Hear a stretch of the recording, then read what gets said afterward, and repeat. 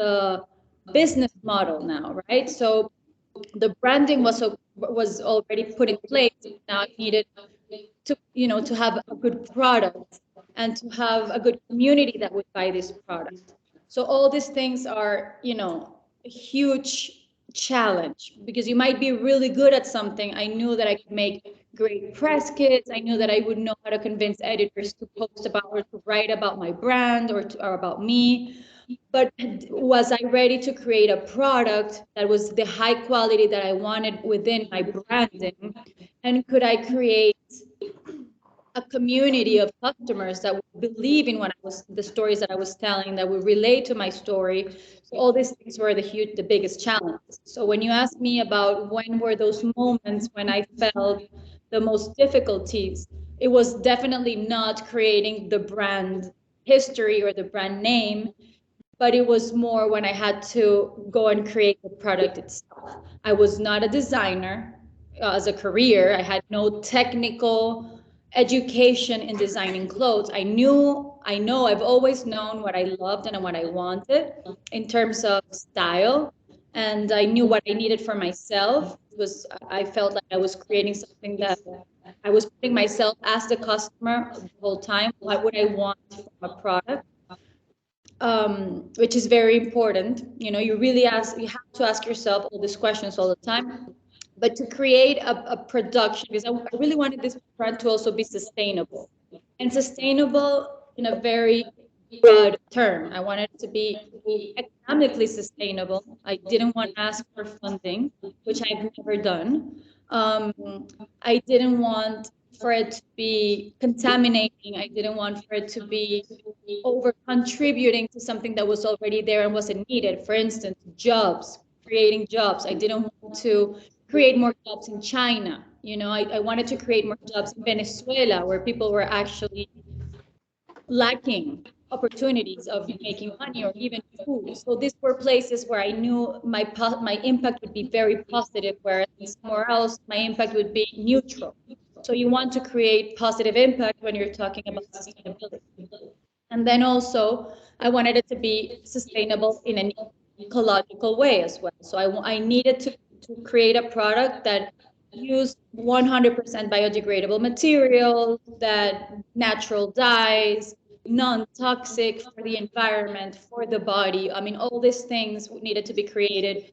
And that took a lot of time, a lot of resources, a lot of effort, and even money. So all these things, when you're going to start your own company, when you're bringing your ideas to life, all these things play a huge role. I mean, am I going to be able to do them? And if you go back to the time when I founded the company, I didn't have everything in place. The production was actually the biggest challenge, because I lived in the United States, in Miami specifically. It's not a good place to start a textile company or a design company. You don't have like the resources. If you find them, they're truly expensive, and the terms are not going to be the terms that you need, making them to be easy and flexible. So what I did was go back to live in Venezuela and create everything there. Why? Because it's my country, it's where I know people, it's where I can communicate and create opportunities. It's easier for me because that's where I come from. A lot of people at the time told me that I was crazy, that how would I ever imagine going back to Venezuela in its worst moment in time, economically, politically, in terms of even self safety. It was a really bad time. And I thought to myself, if I don't break the rules, if I don't disrupt everyone's ideas of what should be, I don't think I'm ever going to be successful.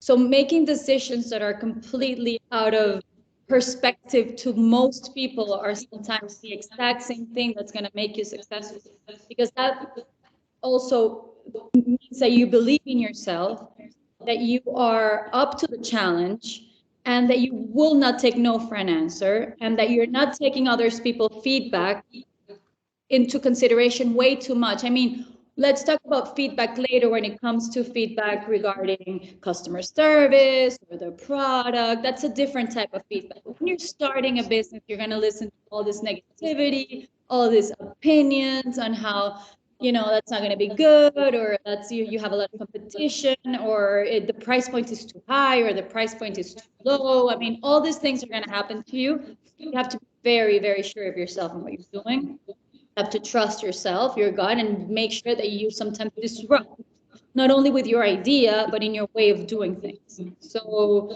that was a big challenge. By the way, I was 8 months pregnant with my second baby. I had a toddler and a huge belly when I did this whole thing. So I was kind of crazy. And I understand that a lot of people told me I was insane. But this is what I really wanted to do. And I was so sure that it was going to be successful. I knew it inside of me that I didn't care about the circumstances. I just cared about the drive that I felt inside. And I feel like that's going to be the main focus today. It's talking about your drive, yourself, you know, your sense of self-worth and your sense of security in doing things, and not caring too much about academically what's supposed to be done, and what your, you know, the book says, or what your parents say, or what your friends say. It has to come from you. It has to be there has to be a lot of intuition and a lot of self conscious of what makes you really happy and what you think is right for you and for your business.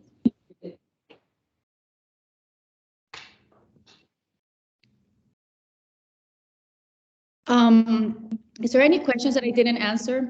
I think it said a lot of, but I'm not sure. I'm really moved with your, as the students know, I'm also Venezuelan. And well, who's Venezuelan? Can you please raise your hand? Luisa and I. Great. And yes, I'm really very moved with your story. And there's a book, a recent book by Erin Meyer. She's an author, and she tells the story of how Netflix won the battle against Blockbuster. And she wrote a book, and the title is Our Rules, There is No Rule. So I remind that when you said that you were disrupting the market.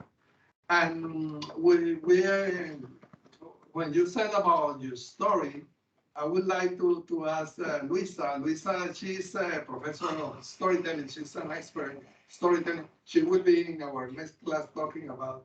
And do you have any comments on this, Luisa, before? No, I just wanted to ask Clarissa what she considered to be her turning point. What was really your milestone? I feel you're very centered and very focused, and I, you know, admire you profoundly to be able to go back to Venezuela in spite of all the conditions, the country conditions. But what do you consider to be your turning point in your career? I would consider the turning point the moment that we, you know, the moment that we sort of convinced the Venezuelans to actually buy the product. And let me tell you why.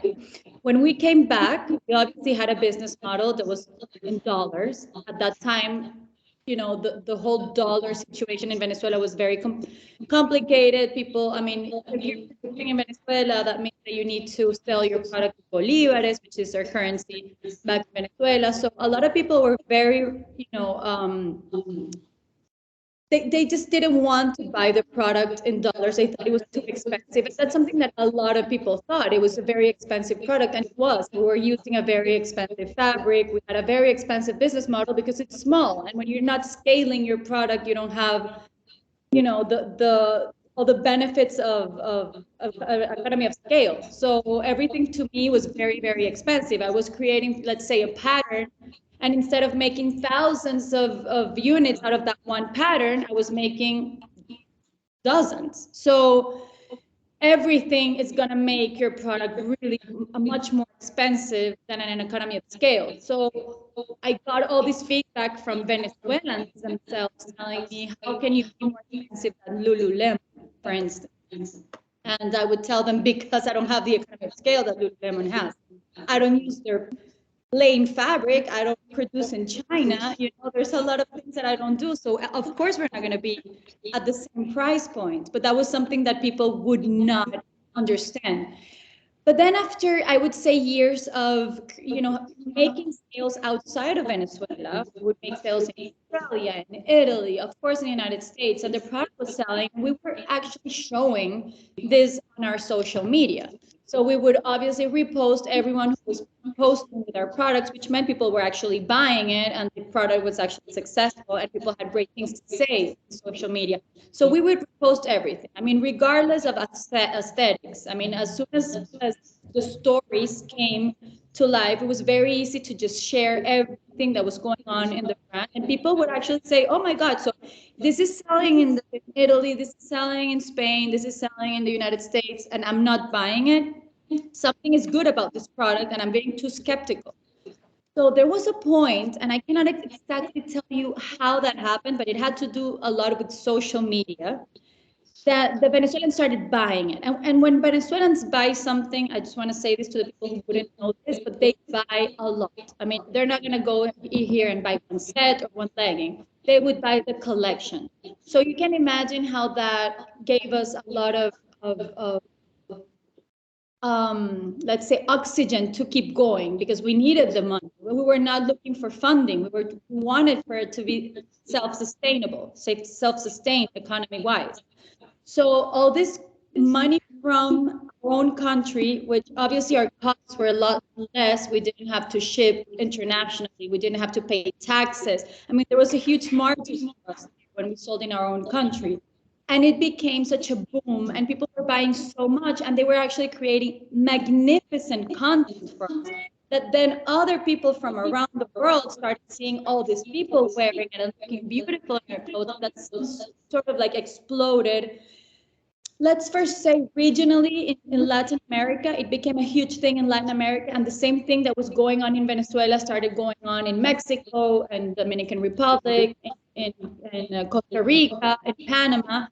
And then it just sort of, it happened for us. People in the United States started seeing it, and all these influencers were posting. We started getting calls from Saks Fifth Avenue, from Neiman Marcus, from Shabbat, from all these great stores. And that's how it happened, but it was, everything had, I mean, everything was sort of, it had, someone had to wear it here, for then someone wanted to wear it there, and then that's how it happened. It was like a domino effect.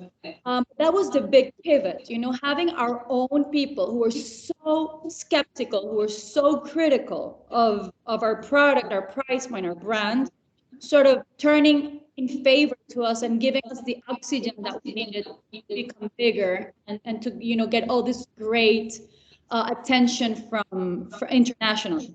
So obviously, I mean, social media is such a huge tool to create awareness, and for me, to make people believe in your brand, because they can see it. They can see people actually saying, oh my God, this is the best thing I've ever worn. Oh my God, I feel so good wearing this. And then people want that feeling, it's a feeling that you're selling, and you're showing it organically. It's not model in a perfect stage, creating,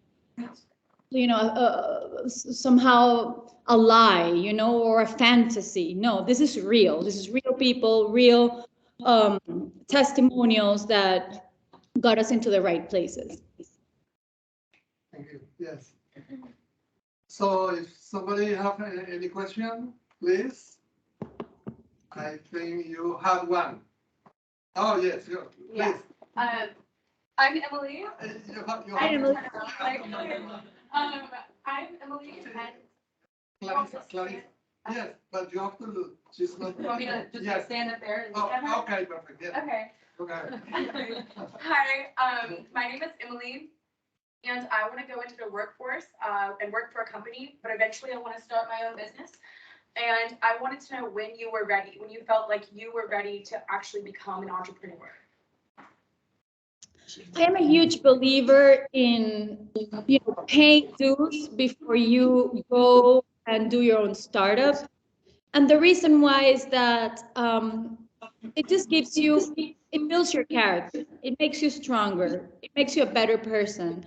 And it's going to make you easier to relate to your own employees, when you actually become the boss. So I'm personally skeptical when two young people, when they're too young and unexperienced in the corporate world or who work for other companies, tell me that they're ready to start their own companies. Because I attribute a lot of my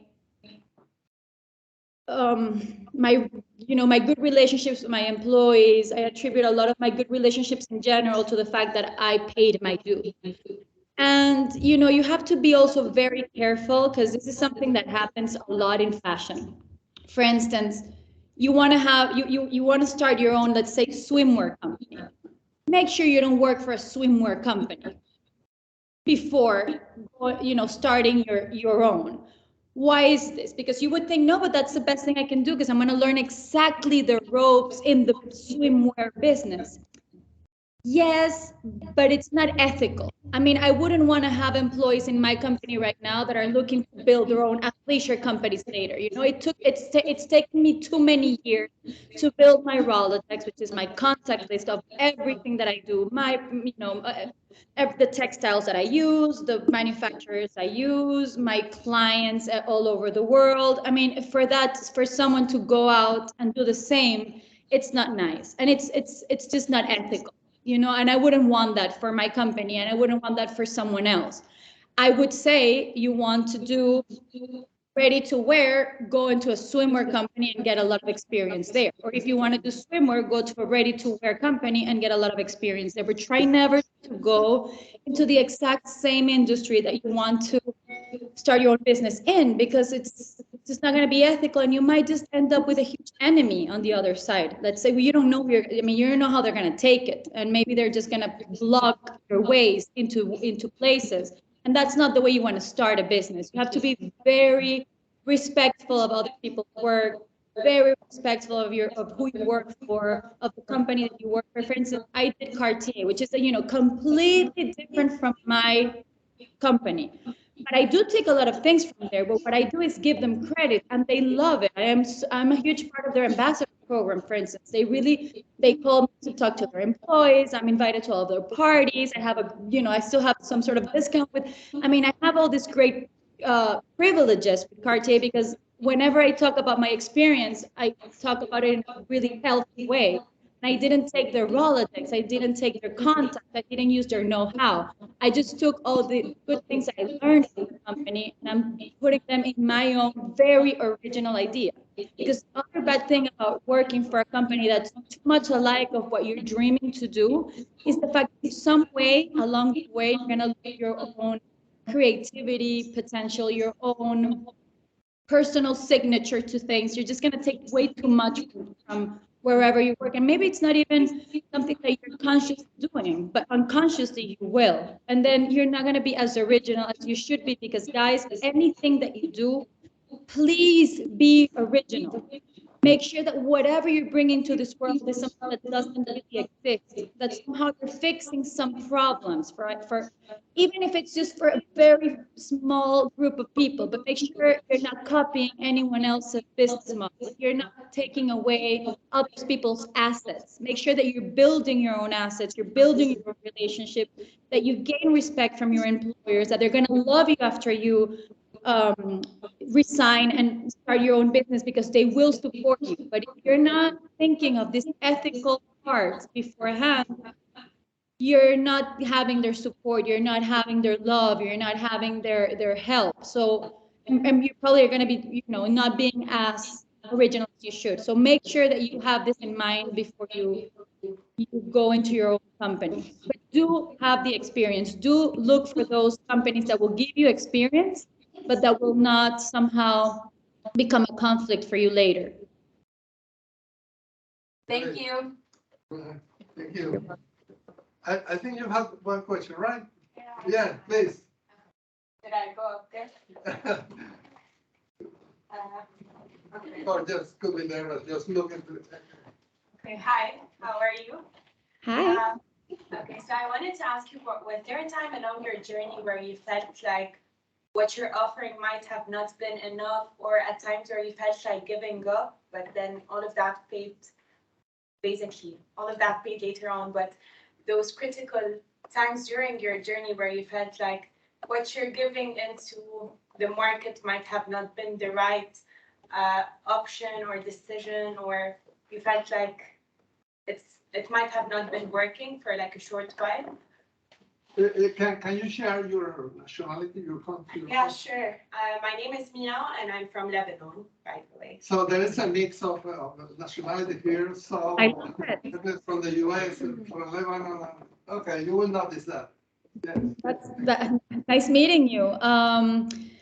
Listen, when you have an original idea, it might feel very lonely at the beginning. Let me tell you why. When I started with my athleisure, my expensive, very flared and feminine and over the top fashion clothes, it happened during a time when fashion for activewear was very masculine and very, very plain. Literally, you were the coolest if we were just wearing a black sports bra and a black legging, and then you're the coolest person in the room, or or a very masculine tank. And there came I with my very feminine, ultra luxurious, ruffles and scrunchies and colors and pastels and ballet and ballerinas. And people were like,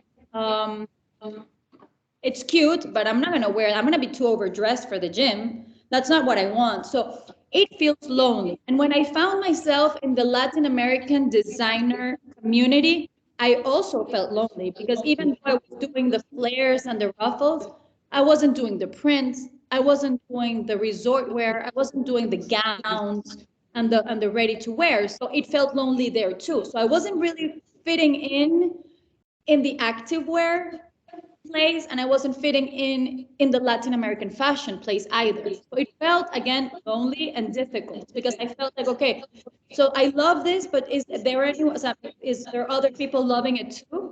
And they were loving it, but they weren't ready to pay the money that it costed, or they weren't ready to actually wear it out and understand my point of view at the time. So, but that's what really made me special. That's what made me different. That's what made me unique in a very saturated space.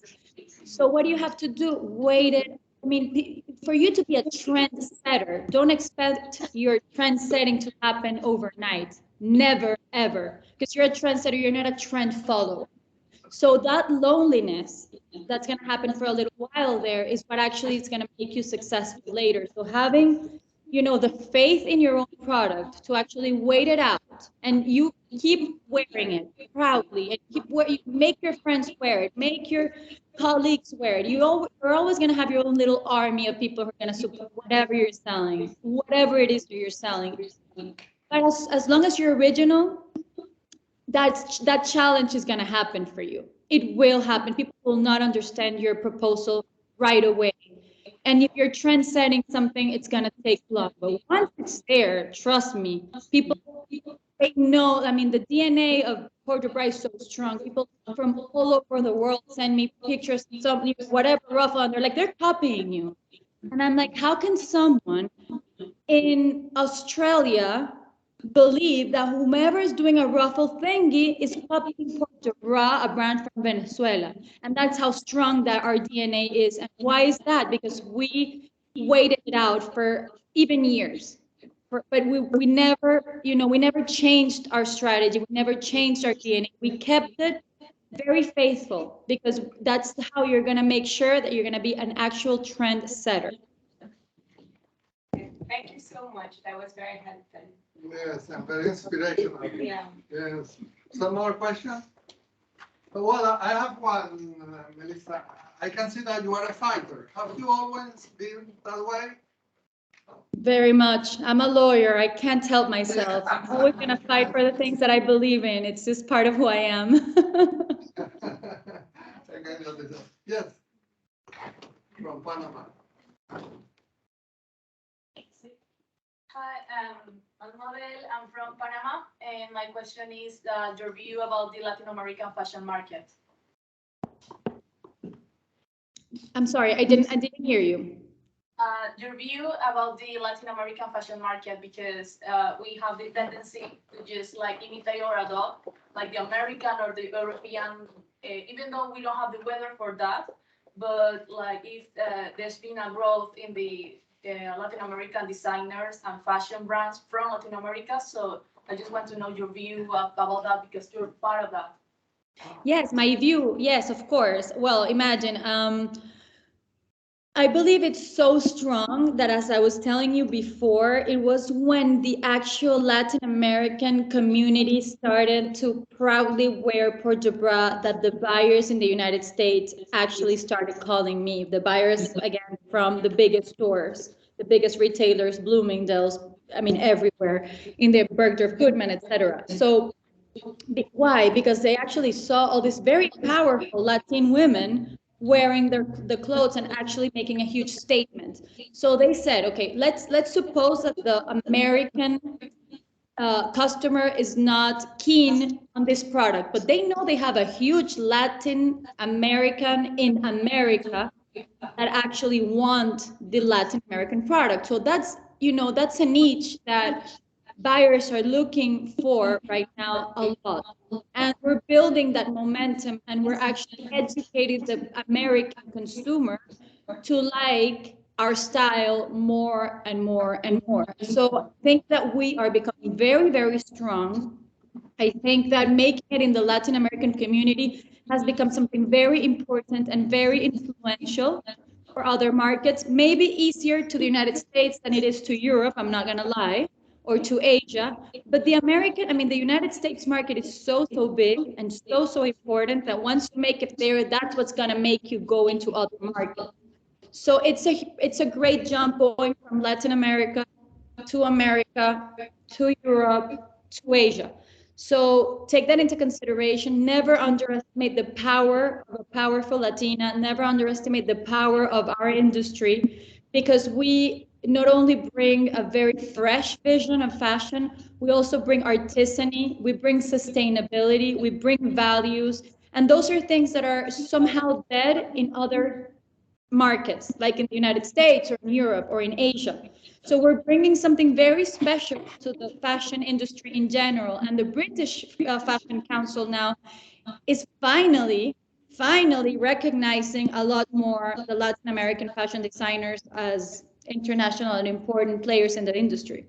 That's something that's very new. It has taken us a lot of effort. It has taken Joana Ortiz to, make space for us. Obviously, Oscar de la Renta at a time, but now like Silvia Cherasi is doing, and so is Porto Brand, and so many other brands that are, making space for Latin America in the biggest stores in the world. So my view is that we're growing, that we need to work really hard, that we need to believe in it and truly be advocates of it everywhere we go to make it stronger, because that way we're also building stronger communities, stronger jobs, stronger economies in general. And you know what?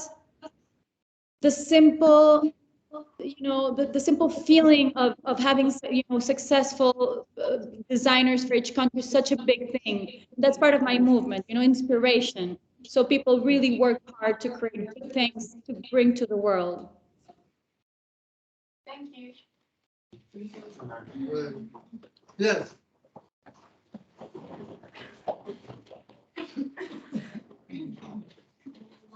Hey, so on-treasure now is a trend and it's booming, but weren't you afraid to build your own brand on something that might fade in like 2 years, 3 years? I'm sorry, it's just a little hard can you get closer to, not to me, but the opposite? Yes, thank you. Okay, there, yes. So I was asking, like, alt leisure now is a trend and is booming. Weren't you afraid to build your own company on a trend that might fade in 2, 3 years? Weren't that easier to build it on a ready to wear that you can evolve every now and then?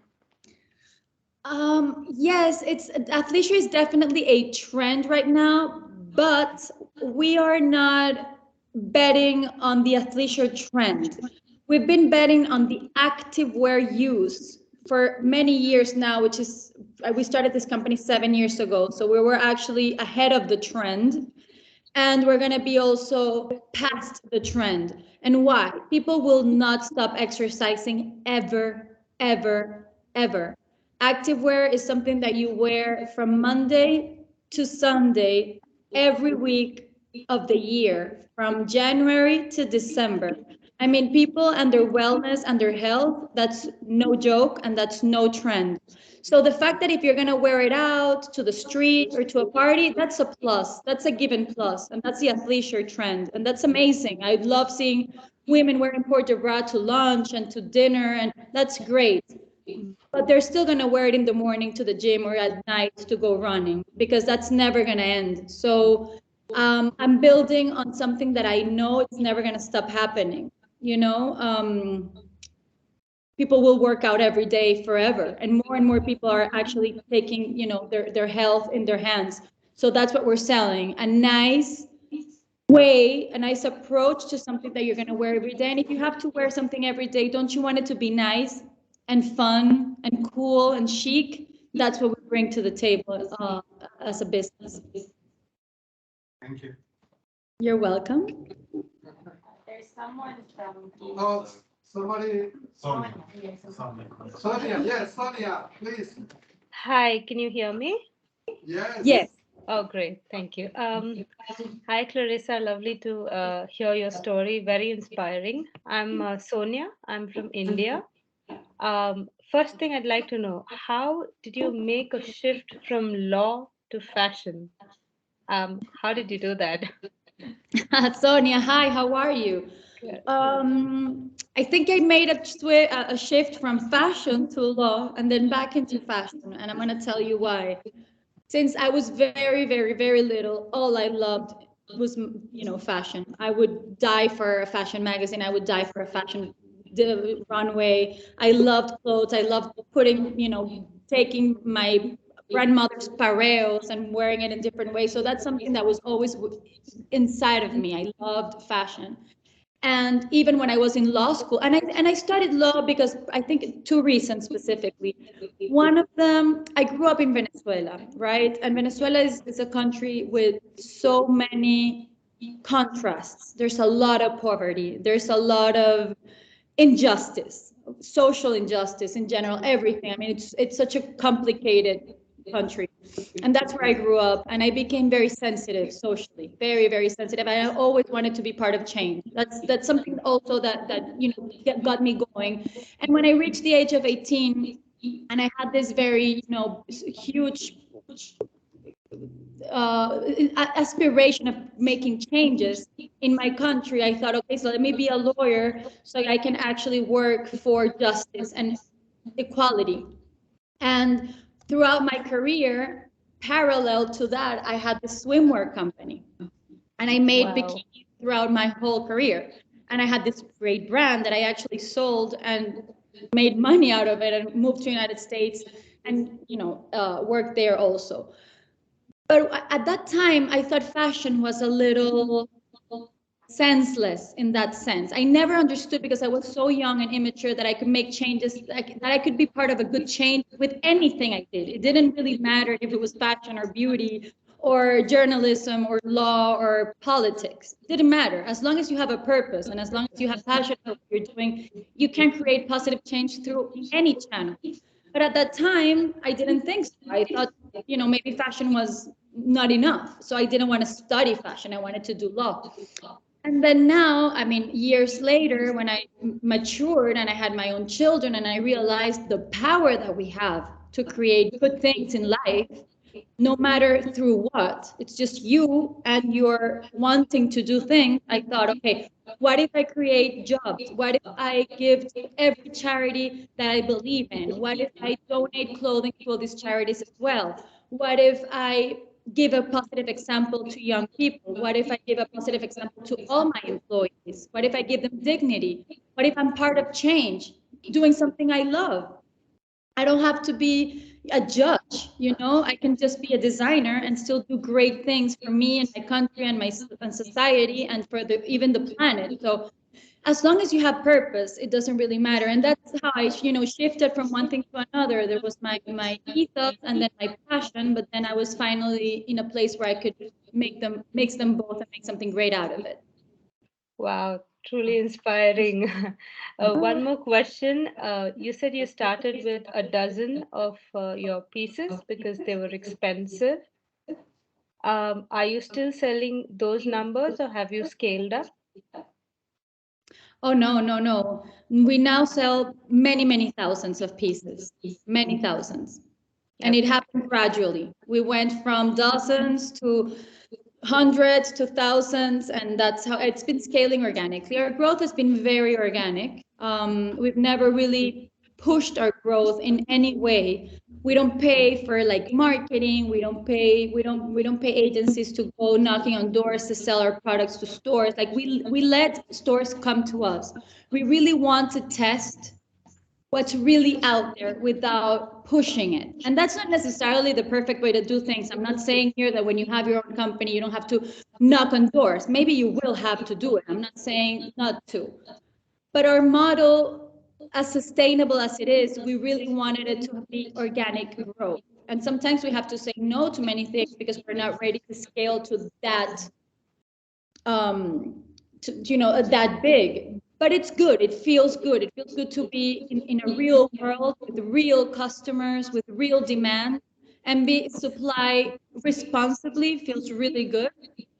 And that's how we plan to keep growing organically with the real demand out there. Well, thank you. One last question. Where do you plan to, sorry, where do you decide to stop with numbers, as you mentioned, with scale, with respect to scale? Oh, we don't have plans on stopping. We just have plans to grow in a sustained way.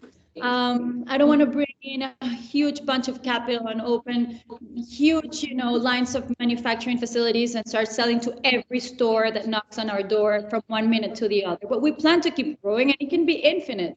We don't know if a huge conglomerate wants to buy us later and make us into something as big as Lululemon. I mean, that's something that I hope that happens. I'm not never closing doors to that or the windows to that, but we don't want to do it in a way that's not sustainable and it's not organic. We want the demand to come to us and not us knocking on doors for investors or stores or anything like it. It's nice to just sit down and do good and wait for those great opportunities to come to you as well. Awesome. Thanks a lot. You're welcome. Okay, some more questions? I have one more. Yeah, me too. Okay. I'm sorry, Clarissa, I was looking the wrong way. It's nice to see your face. Hello. When I asked you the first question, but the question that I wanted to ask you is, when you talk about sustainability, I feel that you're very much socially aware and you're very ethical in the way that you have your purpose and you are centered in what you are doing. But how sustainable are your collections as far as raw materials, the use of raw materials? Because Yes. it's difficult and it's very uphill. This is one of my themes in storytelling as far as fashion is concerned, because it's very expensive to reach that circular economy, right? Absolutely. I love this question because it's true. I've been focusing a lot on the social things, but for instance, building a collection or designing a collection. When you're a designer, there's many things that you can take into consideration besides your raw materials. For instance, we only work with this one fabric, which is 100% biodegradable that we found in Brazil. That's amazing. It has all the certifications of a transparent chain of production from the very beginning to the end. You can even scan it and see every step of the way and how it's dyed and all the natural dyes that are used, et cetera, et cetera. But once you have that raw material in your hands, there's many things that you can do for the fashion or the collection to be sustainable as well.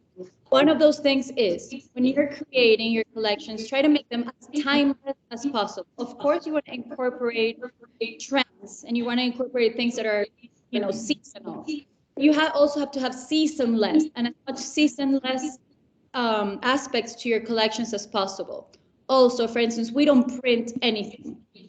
We have many of our designs, and if you see them, they have patterns, but those patterns are actually sewn in with scrapes, with what's left over from our cutting of our pattern. So that's also very sustainable because you want to have less waste as possible, and you also want to give more jobs possible. So if you're just printing things, you're taking jobs away from the woman who's actually sewing all the little squares together, all the little arrows together, or making all these little details that are so important for you to talk about also artisany and other things as well. So also depending on we for instance have this color palette that we maintain throughout seasons because what do we want you to do as a customer? We want you to be able to combine something that was from 4 seasons back with something that you're doing this season. That way you're not overbuying, it doesn't feel like fast fashion. And you just have like this sort of respect for your piece. They're somehow timeless. It's like when you buy these Chanel slippers. They're not going to be out of style in the next 4, 5, 6, or even 10 years, and they're going to have a huge comeback in 20 or 30. So you want to be as seasonless as possible with your colors, with your designs, et cetera, et cetera. So even more than the raw materials is what you put into work when you're actually designing. Well, we are coming to an end. I would like to ask you, Clarissa, you look very energetic, hard worker, but at the same time you are very creative. How do you combine these two things? How would you describe a day in your life? Well, being creative is something that just really sort of comes naturally, and it's just part of your brain. So, it's just there all the time. The work is different when you have to really, get up and sit down and make sure that you're doing everything in your to-do list. When you're sure you have a good team that's going to help you create all these things. None of this is something that I do alone. I have a lot of people next to me that are putting the same amount of passion in this project as I am, which I'm so grateful. And that's something that everyone must consider. Like yes, you can see yourself as a leader. You cannot see yourself as the one person, like the hero of things. You have to also consider that you need a lot of people to put effort. And sometimes I don't have the energy. Sometimes I don't have, I have a huge headache or I'm just simply, super tired, or I have to take care of my kids. So I need to have a great team next to me that's going to be able to fill in when I'm not around or when I'm not there to make decisions or to do things myself. So your team is so important when you're building anything. Make sure that you give them the respect they deserve, that you give them the credit that they deserve. Um, as I told you before, this is a family business. So my husband, he's always next to me doing everything that needs to be done when sometimes I'm not up for it, or things that I don't want to take care of, like the lawyers and the accountants and all these things. Believe it or not, I run away from it. He's the one taking care of that. And my team in Venezuela, they're doing so many things all the time. And Mabe, who's next to me here, and she's my executive assistant. She takes care of everything. So the energy that I have is mostly to inspire the people around me, but I definitely don't do as much as you might think I do. Okay, so I would like to ask all the people to come here to take a picture with you. Okay, have this.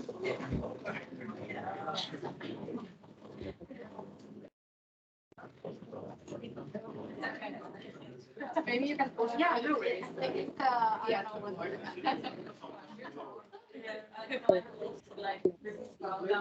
What did I make? Like, No, no.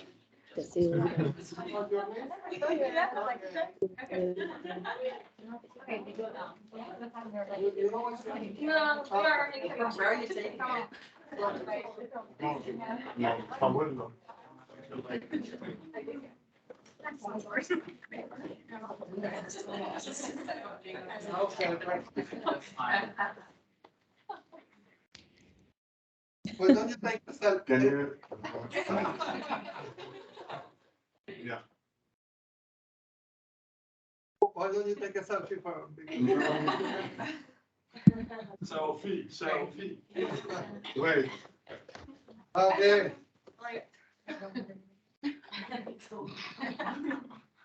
Okay. Thank you so much. Thank you, Clarissa. We are very happy. And thanks for your time.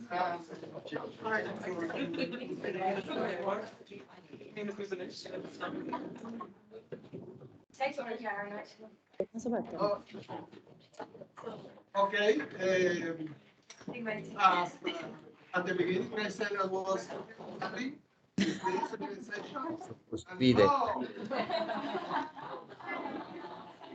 Hello, everyone. Talking about a team player. Here's my team player, my husband. encantado, mucho gusto. Un placer, encantado. Igual, igual. Esta iniciativa, mucha suerte y éxito para todos.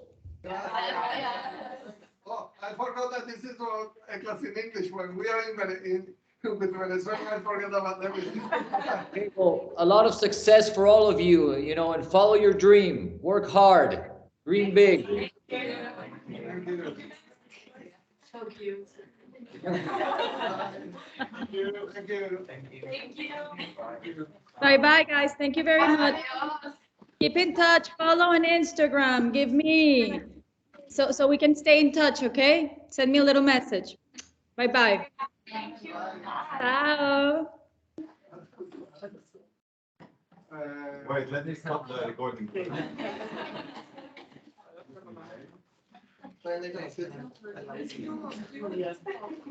Yes.